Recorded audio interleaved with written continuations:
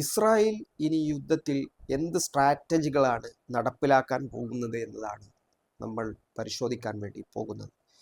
ഇസ്രായേലിനെ സംബന്ധിച്ചിടത്തോളം അവരുടെ ഏറ്റവും വലിയ പ്രശ്നം എന്നുള്ളത് ഇറാൻ ഒരു ശക്തിയായി മേഖലയിൽ നിലകൊള്ളുന്നത് തങ്ങളുടെ ഗ്രേറ്റർ ഇസ്രായേൽ പ്രൊജക്റ്റിന് അവർ തടസ്സമാവും, തങ്ങളുടെ അബ്രഹാമിക് കരാറിന് ഇവർ തടസ്സമാവും. ഇത്തരമൊക്കെ തടസ്സങ്ങൾ മുൻനിർത്തിയാണ് ഇസ്രായേൽ ഇറാനെ നിരന്തരമായി ലക്ഷ്യം വെച്ചത്.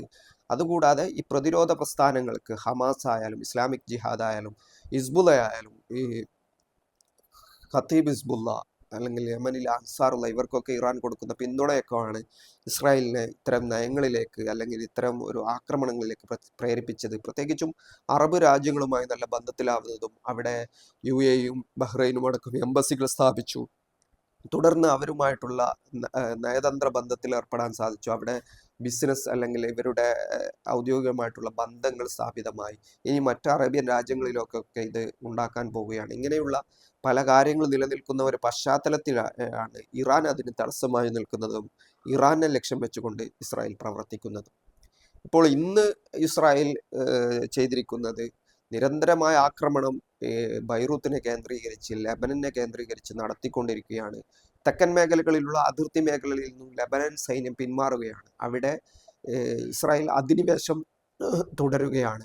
ഹിസ്ബുള്ളയെ ലക്ഷ്യം വെച്ചാണ് ഈ യുദ്ധത്തിലേക്ക് ഇസ്രായേൽ പ്രവേശിച്ചിരിക്കുന്നത്. അഥവാ ലെബനനെ സൈനികമായി കരയാക്രമണത്തിലൂടെ കീഴടക്കുക എന്നുള്ളതാണ് ഉദ്ദേശം.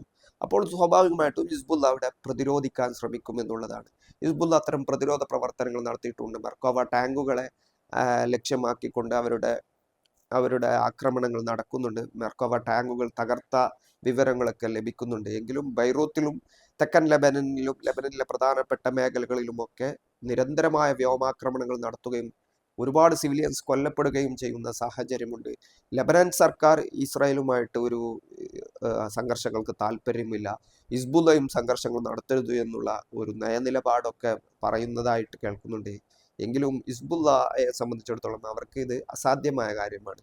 അവർ യുദ്ധത്തിൽ പ്രവേശിക്കാൻ നിർബന്ധിതരായിരിക്കുകയാണ്. ഇറാനിലെ സാഹചര്യങ്ങളും ഇപ്പോൾ നടക്കുന്ന ഇസ്രായേലിന്റെ ലെബനൻ അധിനിവേശവുമാണ് അതിന് കാരണമായിട്ട് പ്രധാനമായിട്ടും ഉണ്ടായിട്ടുള്ളത്.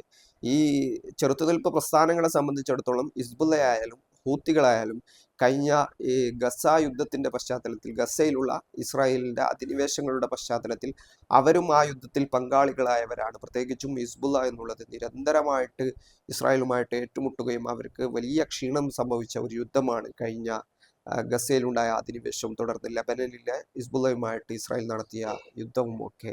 അങ്ങനെ ഇസ്രായേൽ നടത്തിയ ആക്രമണങ്ങളെ പ്രതിരോധിക്കുന്നതിനിടയിൽ അവരുടെ ഏറ്റവും കഴിഞ്ഞ കാൽനൂറ്റാണ്ടായി അവർക്ക് നേതൃത്വം നൽകിയ ഹസൻ നസ്രുള്ളയെ അടക്കം അവർക്ക് നഷ്ടപ്പെടുന്നു. പേജറുകൾ കൊണ്ടുള്ള ആക്രമണത്തിൽ നിരവധി അവരുടെ പോരാളികൾക്ക് പരിക്കേൽക്കുന്നു അല്ലെങ്കിൽ കൊല്ലപ്പെടുന്നു. പല വിധത്തിലുള്ള പ്രശ്നങ്ങൾ അകപ്പെടുന്നു.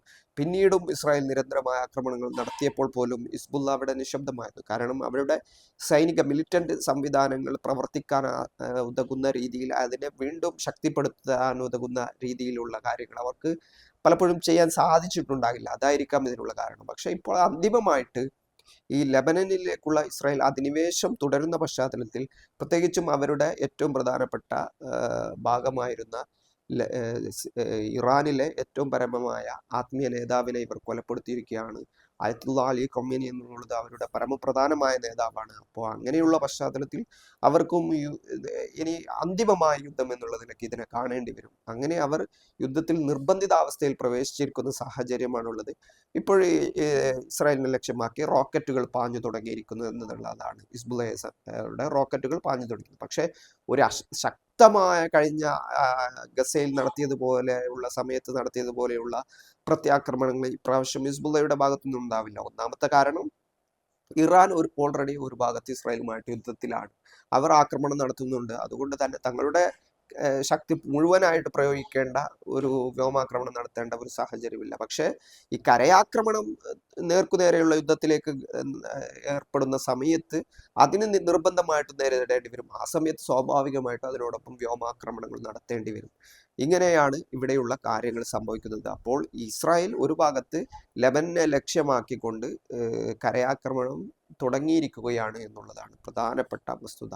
ഇനി ഈ ഇസ്രായേലിന് മറ്റൊരു പ്രശ്നമുള്ളത് യമനിലെ ഹൂത്തികളാണ്. ഹൂത്തികൾ ഈ വിഷയം നിലവിൽ ഏതെങ്കിലും കപ്പലാക്രമണങ്ങൾ ഈ മേഖലയിൽ റിപ്പോർട്ട് ചെയ്യപ്പെട്ടിട്ടില്ല. അതായത് ഹൂത്തികളുടെ അധീനതയിൽ വരുന്ന ചെങ്കടലിൽ, ഈ കടൽ പ്രദേശങ്ങളിൽ ഏതെങ്കിലും ആക്രമണങ്ങൾ റിപ്പോർട്ട് ചെയ്യപ്പെട്ടിട്ടില്ല. പക്ഷേ ഏത് നിമിഷവും ഉണ്ടാവാമെന്ന് പ്രതീക്ഷിക്കപ്പെടുന്നു. ഹൂത്തികൾ ഇസ്രായേലിനെ ലക്ഷ്യം വെച്ചുകൊണ്ടും ആക്രമണങ്ങൾ ഇതുവരെയും നടത്തിയിട്ടില്ല.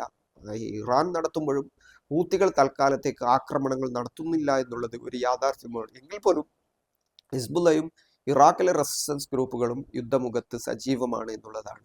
അപ്പോൾ ഇസ്രായേലിനെ സംബന്ധിച്ചിടത്തോളം ഇനി ഈ റെസിസ്റ്റൻസ് ഗ്രൂപ്പുകൾ യുദ്ധമുഖത്ത് നിരന്തരമായി സജീവമാകുന്നതോടൊപ്പം തന്നെ ഇറാന്റെ ആക്രമണങ്ങൾ കൂടി ചെറുക്കേണ്ട ഒരു സാഹചര്യം ഉണ്ടായിരിക്കുകയാണ്. അമേരിക്കയുടെ പാട്രിയറ്റ് സംവിധാനവും ഇസ്രായേലിന്റെ അയൺ ഡോമും അമേരിക്കയുടെ തന്നെ താഡ് സംവിധാനവും, ഈ 3 ഡിഫൻസ് സിസ്റ്റമും ഇപ്പോൾ മുഴുവൻ സമയവും വർക്ക് ചെയ്തുകൊണ്ടിരിക്കുകയാണ്.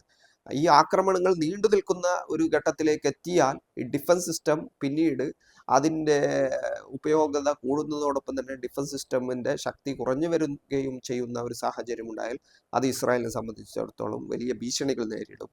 പിന്നീട് ഒരു കരയാക്രമണം ഇസ്രായേലിനെ സംബന്ധിച്ചിടത്തോളം പ്രതീക്ഷിക്കാവുന്നതല്ല നിലവിലുള്ള സാഹചര്യത്തിൽ. കാരണം കരയാക്രമണം നടത്തണമെങ്കിൽ ഒന്നെങ്കിൽ ലെബനൻ അല്ലെങ്കിൽ സിറിയ, ഈ 2 രാജ്യങ്ങളിലൂടെ അല്ലാതെ ഇസ്രായേലിലേക്ക് ഒരു കരയാക്രമണം അസാധ്യമായ കാര്യമാണ്. അപ്പോൾ സിറിയയെ സംബന്ധിച്ചിടത്തോളം അത്തരത്തിലുള്ള ഒരു കാര്യം ഇപ്പോൾ നടക്കില്ല എന്നറിയാം. അവിടെയുള്ള അഹമ്മദ് അൽ ഷറായുടെ ഭരണകൂടം ഇസ്രായേലുമായിട്ട് കരാറുണ്ടാക്കുകയും അമേരിക്കയുമായിട്ട് കരാറുണ്ടാക്കുകയും ചെയ്തിരിക്കുകയാണ്. അങ്ങനെയുള്ള ഒരു പശ്ചാത്തലത്തിൽ അവിടെ ഒരു ഭീഷണി ഇസ്രായേലിനെ സംബന്ധിച്ചിടത്തോളം ഇല്ല. ലെബനനിലാണെങ്കിൽ ലെബനനിൽ ഹിസ്ബുള്ളയാണുള്ളത്. ഹിസ്ബുള്ള അത്തരത്തിലുള്ള ഇപ്പോൾ ലെബനിലേക്ക് ഇസ്രായേൽ അധിനിവേശം നടത്തുമ്പോൾ അതിനെ പ്രതിരോധിക്കുക എന്നുള്ള നിലപാട് സ്വീകരിച്ചുകൊണ്ടാണ് അവർ പ്രവർത്തിക്കുന്നത്. അതുകൊണ്ട് ഇസ്രായേലിനെ സംബന്ധിച്ചിടത്തോളം കരയിൽ നിന്നുള്ള ഒരു ആക്രമണം അവരെ സംബന്ധിച്ചിടത്തോളം ഉണ്ടാവാനുള്ള സാധ്യത വിരളമാണ്. മറ്റൊരു ഭാഗത്ത് ഗസയിലെ ഹമാസുമായി ബന്ധപ്പെട്ട കാര്യമാണ്. ഹമാസ് എന്നുള്ളത് കഴിഞ്ഞ 3 വർഷത്തെ യുദ്ധത്തിനിടയിൽ അവരുടെ സൈനിക സംവിധാനങ്ങളൊക്കെ പറ്റിയിട്ടുള്ള പരിക്കുകൾ ശരിയാക്കിപ്പെടുത്തിക്കൊണ്ട് അതിനെ വീണ്ടും ക്രമീകരിക്കുന്ന ഒരു ഘട്ടമാണ് ഇപ്പോൾ നടത്തിക്കൊണ്ടിരിക്കുന്നത്. അതുകൊണ്ട് തന്നെ അത്തരത്തിലുള്ള ഒരു ആക്രമണവും ഇസ്രായേലിനെ സംബന്ധിച്ചിടത്തോളം ഇപ്പോൾ പ്രതീക്ഷിക്കാനില്ല. അപ്പോൾ പൂർണ്ണമായിട്ടും ഇറാനെ തന്നെ ലക്ഷ്യം വെച്ചുകൊണ്ട് ഇസ്രായേലിന് പ്രവർത്തിക്കാൻ കഴിയുമെന്നുള്ളതാണ് ഇപ്പോഴുള്ള ആനുകൂല്യം.